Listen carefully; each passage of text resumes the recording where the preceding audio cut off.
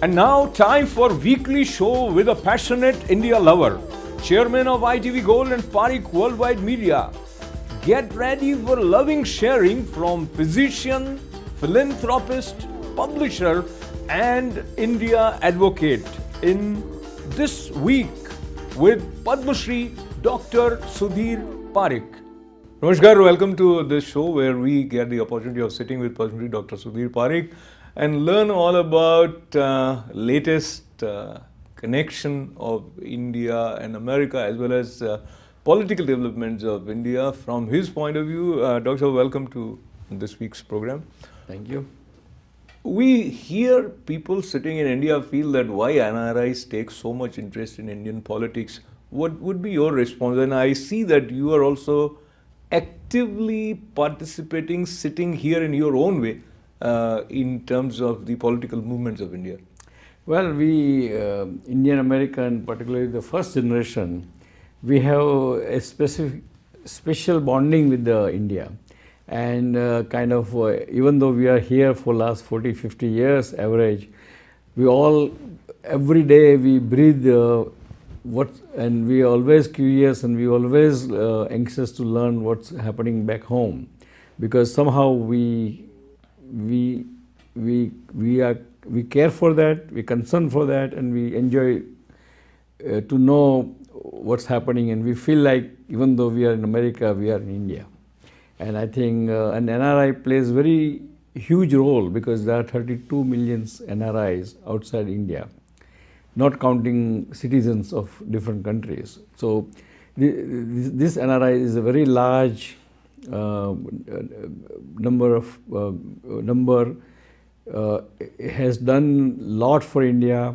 He sends billions of dollars to India every year, and it makes India proud, and they lobby for India and for US-India relations, as well as in any country. In UK, they lobby for UK-India relation, same thing in the Middle East, same thing in Australia, New Zealand.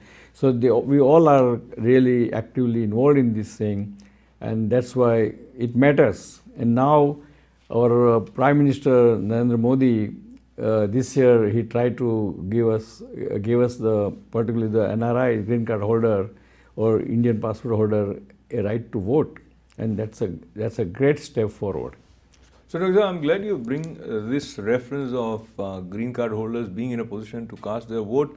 Do you see this additional privilege, if I would say, to NRIs with green cards here in America and maybe elsewhere, those who have not taken citizenship of that particular country, when they get this opportunity, do you see this is likely to play an important role in the way we will select the next government? Well, it may not play that significant in numbers, because we are now this election is going to be a billion people election, right? Billion, 1B, and that's why 32 million in 1 billion voting members is not big number, but this creates a great perception in different countries about India, about Indian democracy, about Indian way of doing transition from one power party to other party without any bloodshed, and that is a great example and great perception creation in the outside India.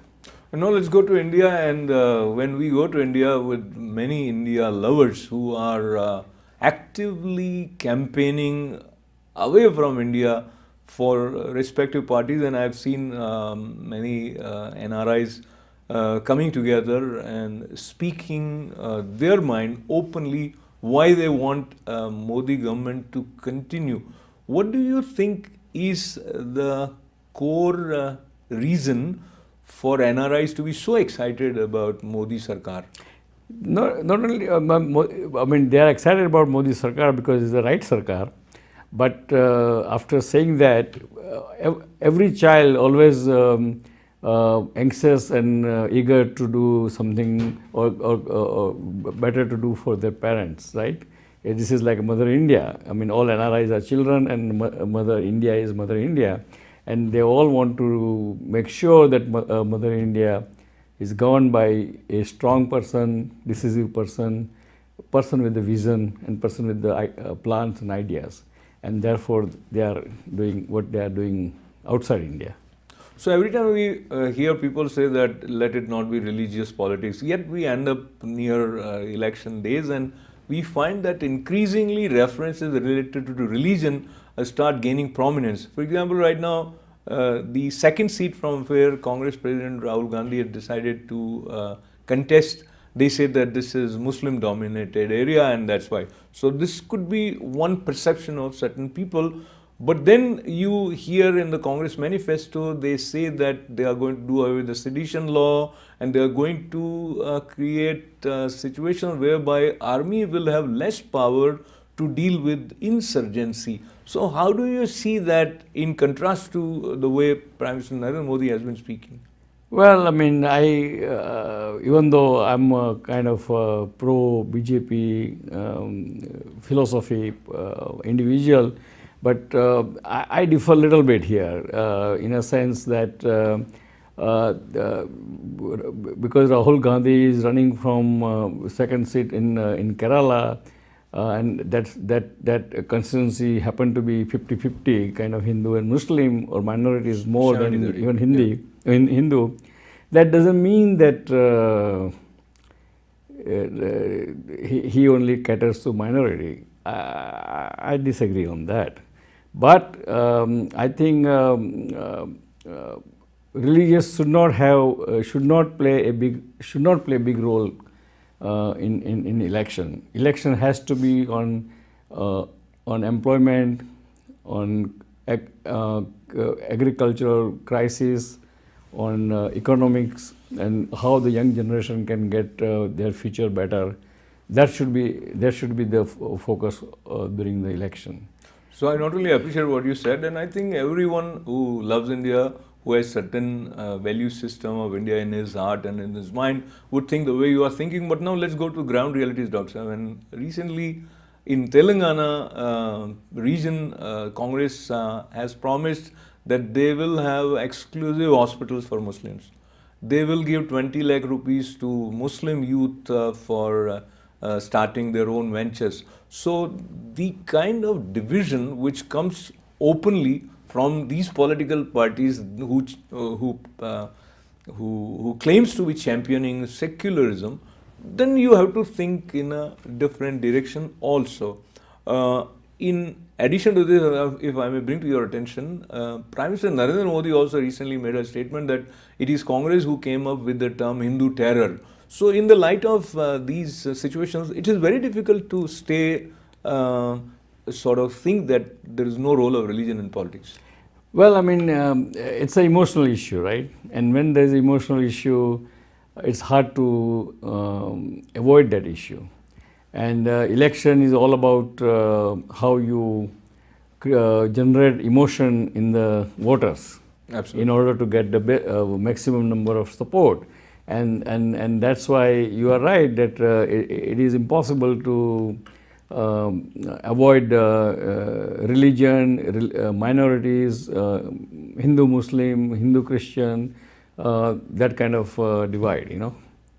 So now let's go to the subject that you care more directly, and that relates to India's economic development.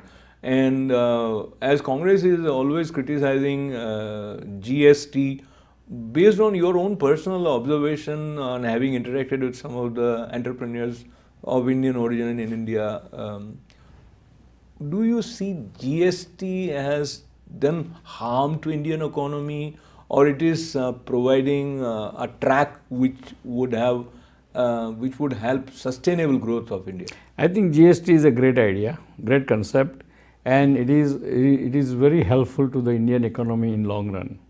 That created a large large tax base for the revenue source for the government, and it also decreases a lot of black money, under table monies, under table transactions, and all those things. And I think GST is very good. Only thing if you look back now after 2 years of GST in implementation, government should have done a little slowly and step by step, rather than doing on high level and then try to correct themselves. So I think that's only implementation kind of difficulty or flaws.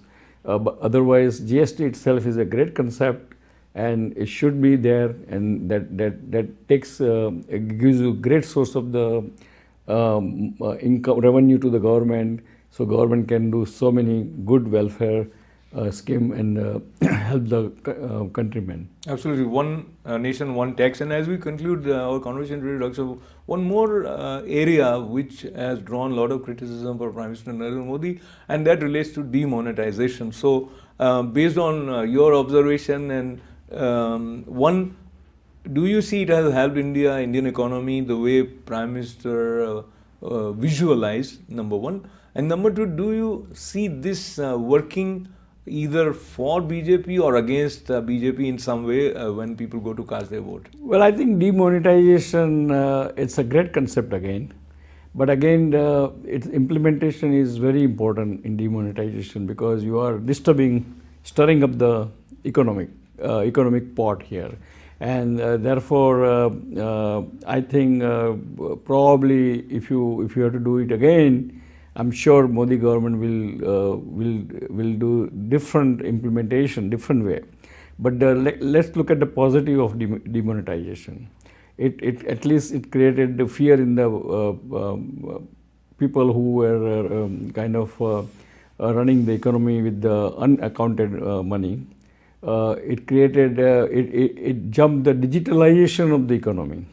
So more and more people now, you can see in India, they are using the PayPal kind of system, and deposit by phone and withdraw by phone, and using more credit card than before, right?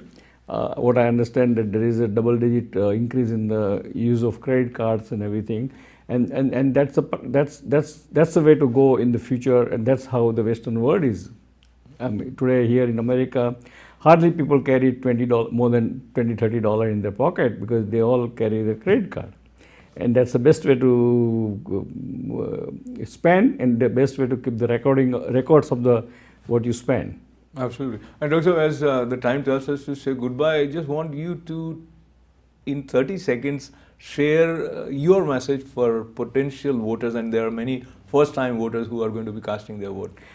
Well, I would urge all my Indian American friends and family to support a government which is strong government, decisive government, the government who has vision and plan for future, both for poor people as well as for middle class people. And so please go and exercise your vote, because at the end of the day, democracy is nothing but festival of election is nothing but a festival of democracy, and one must enjoy and be part of that festival.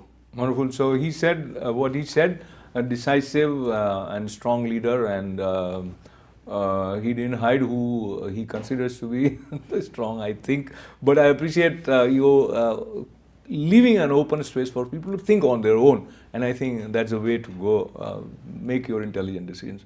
Once again, thank you very much for being a part of your show this week with Padma Shri Dr. Sudhir Parikh. Thanking him.